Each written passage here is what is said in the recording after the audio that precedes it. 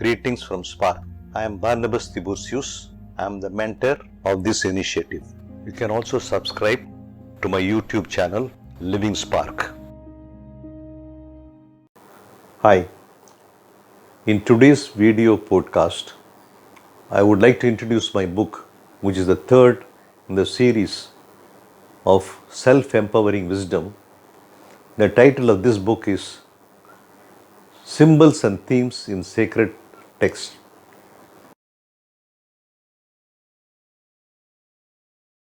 This book contains 50 articles which can be read at random and has more than 200 references from various stalwarts in the field of cognitive science, depth psychology, mythological studies, spiritual masters, leading contemporary philosophers and theologians, and above all, what we are finding out in the 20th and 21st century in the field of science, especially in the field of cosmology, quantum physics, and of late, consciousness studies. The interconnectedness of the entire universe becomes very apparent when we go through these resource materials. Through the ages, we have been struggling to integrate this knowledge into a more meaningful background. But unfortunately, in the last 2000 years, religion has become a source of literal interpretation and historical ratification rather than looking for a mythological background to scriptures which evokes the human psyche to go into the depth of what is written to evoke his own spiritual consciousness. This is done mainly through symbols and themes.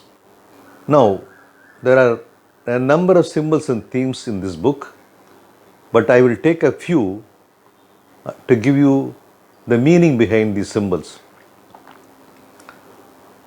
The first one is the birth in the cave.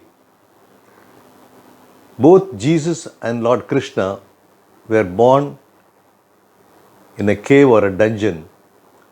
And the meaning of this from a spiritual perspective is that from out of darkness comes light. The incarnation of the divine is dispelling of darkness or ignorance and bringing the light of wisdom. Then we have the symbolism of the four beasts in the book of Daniel and Revelations. This signifies the four yugas, where man's spirituality degrades from the highest level to the lowest level, and he is always called upon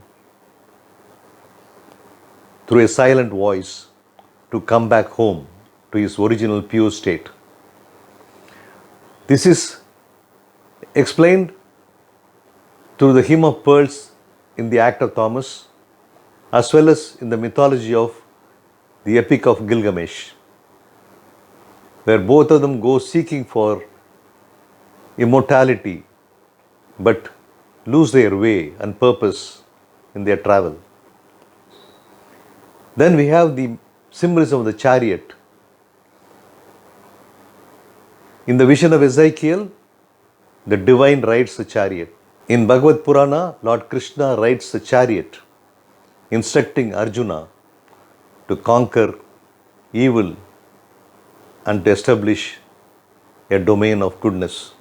In Jewish mysticism, the Merkava mysticism of Kabbalah, chariot was a main symbolism for the throne of God. Then we have the symbol of the hostile brothers in various scriptures and texts. Cain and Abel, as well as Jacob and Esau in the Bible. In Greek mythology, we have Iphiclus and Heracles, and Gilgamesh and Enkidu in the Epic of Gilgamesh in the Sumerian mythology. All this gives us an idea why the hostile brothers are brought in is because, again, it is a fight between the ego and the shadow. Unless we are able to conquer the shadow, our life purpose is not fulfilled. Then we have the concept of nakedness. In the Gospel of Thomas, we have the saying of Jesus which says, Like children, you should be able to disrobe, put your garments on the ground, trample upon them. Then only you will see the kingdom of heaven.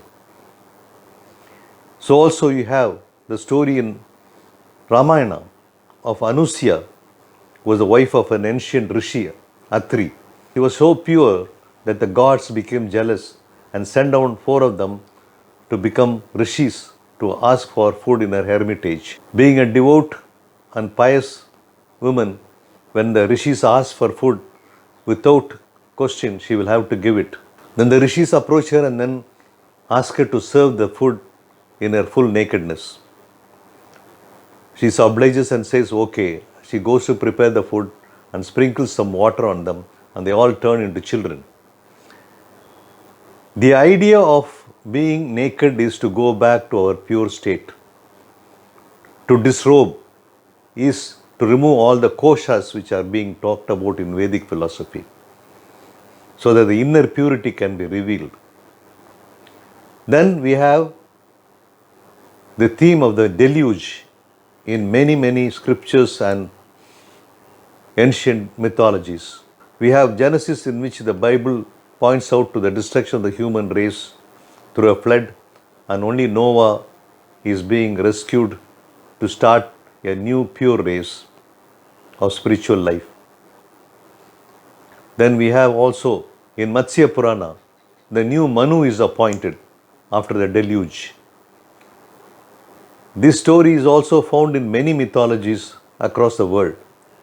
The common theme is that complete eradication of our base nature and movement to the spiritual self. These are some of the themes that I have pointed out. You have various other themes. Please get hold of the book. Now the books are available online. You can buy them, both the print version as well as the e-book version. And soon these books should be available also on bookstores. But due to the current lockdown, we are not able to stock them up. Do support this initiative, and thank you for watching and listening.